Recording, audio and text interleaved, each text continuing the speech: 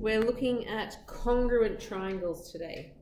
So the word congruent means that the figures are identical in every way. They have the same size and shape.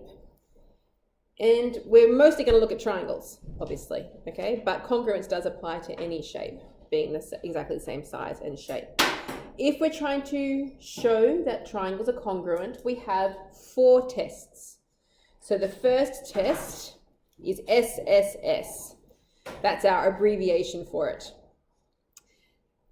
In words, it is all 3 sides in one triangle have equal length to the corresponding sides in the other triangle, which means one line here and one line here. Those ones are the same.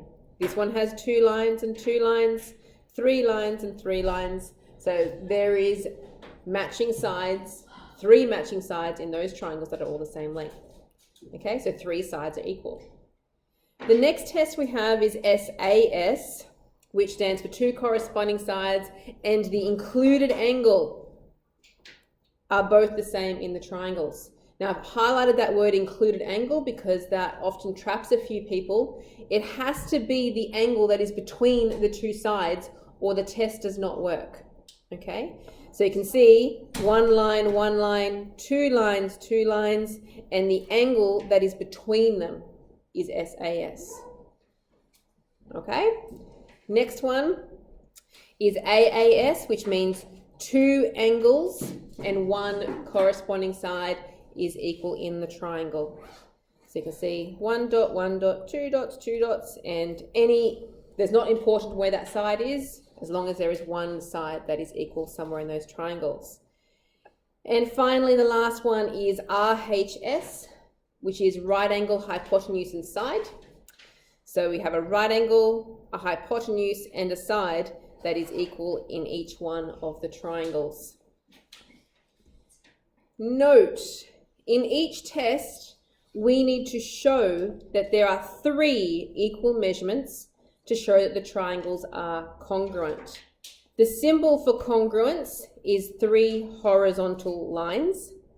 The symbol for parallel is 2 vertical lines. The symbol for perpendicular is this upside down T shape here. So congruent, parallel, and perpendicular.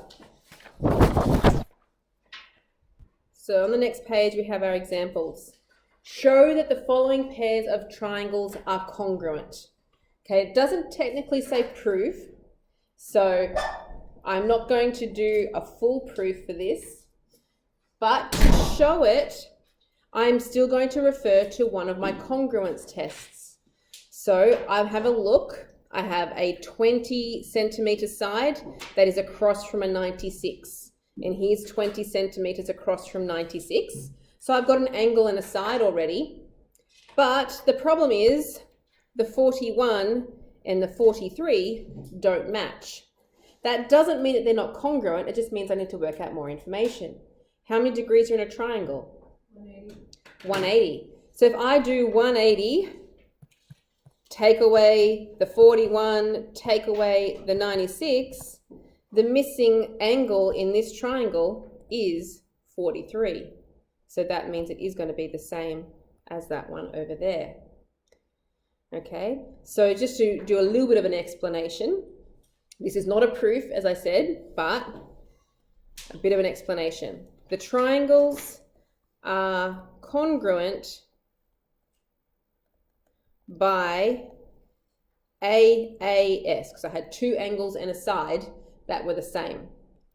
So I can list off the things that I discovered. Oops, AAS.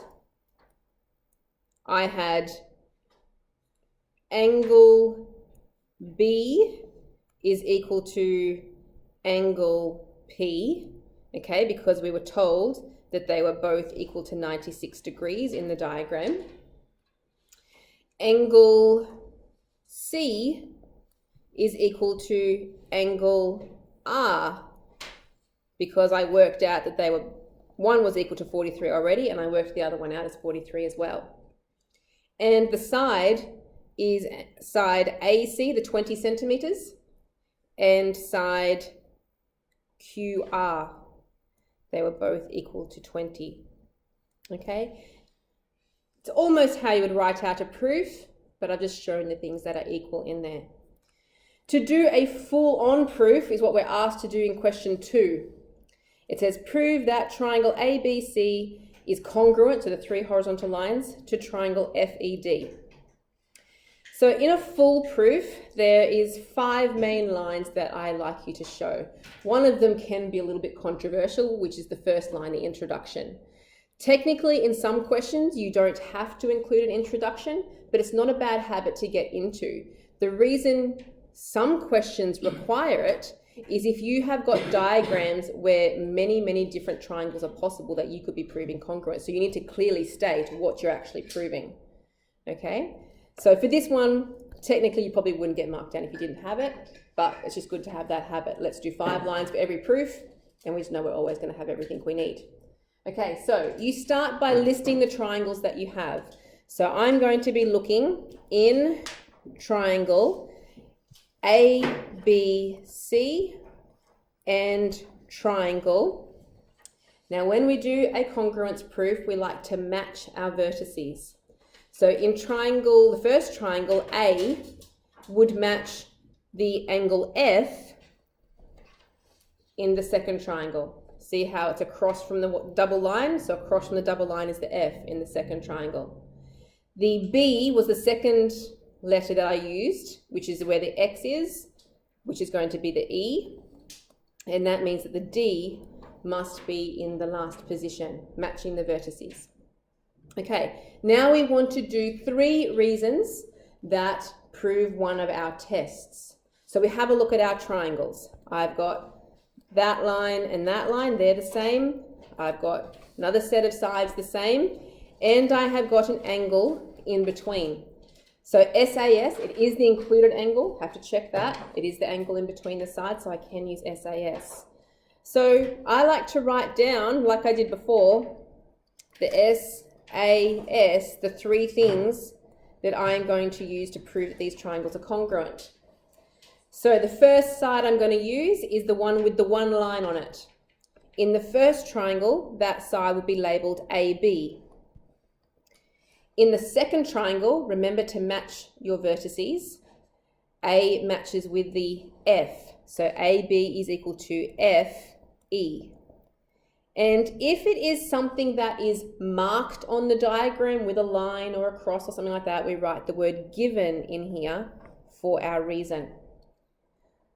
Sometimes if you need to work something out, like if you're using parallel lines, for example, you might be using alternate angle or corresponding angles, you might need to write one of those reasons in there. But for these ones, a lot of them are going to be given. The next one is an A. I want to write down my angle. So angle ABC is equal to angle, remember to match the vertices, FED. Now, notice the difference in the angles. If you're doing a formal proof, you need to use 3 letters to name an angle, please. Not like this one up here where I just used angle B and angle C. Okay, proper setting out. So 3 letters to name an angle. That was marked with the cross on there, so that is given. And finally, the side that is marked with the double line. In the first triangle, I'm going to call that one BC. And matching the vertices, B matches with the E, so it will be ED for the matching side, and that is also given. Finally, the 5th line is to write down your conclusion. You start with a therefore, you have 3 little dots in a triangle, and you write down the triangles that are congruent. So triangle ABC is congruent to triangle FED. It is important that your vertices match when you write a congruent statement, or you will get marked down. And then finally, you write in brackets the test that you use to prove it, which we've kind of shown here on the side, but you have to write at the end as well. I've used the test SAS. Okay, so we're doing 6B, which starts with some of these easier types of proofs. And there is some harder ones